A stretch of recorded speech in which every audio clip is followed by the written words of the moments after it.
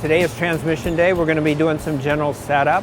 This is from our 82 Porsche 911. This is a 915 gearbox. There's a lot of setup, there's a lot of measuring, there's a lot of assembling and disassembling and repeating. That's what's required on a classic Porsche transmission. Proper tools and patience. This is a new bearing.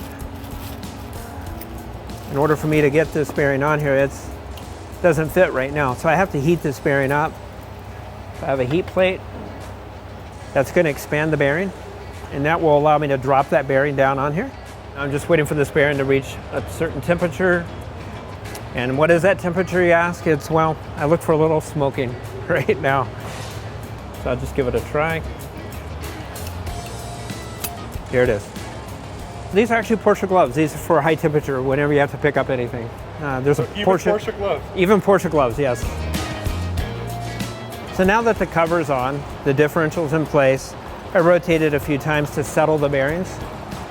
I'm going to lift up from below, and I'm going to measure the amount of movement, because at this point it has lateral play.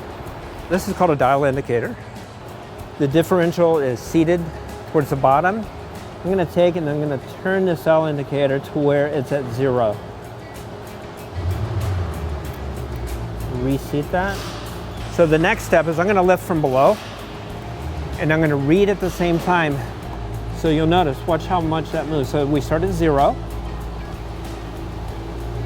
So that's 20, 30, 40, 50, 60, 70, 77. So it's 0.7 millimeters. So now I know the amount of travel that this differential is moving up and down. So based on the amount of travel, I'll determine how many shims gets installed on each side of that differential.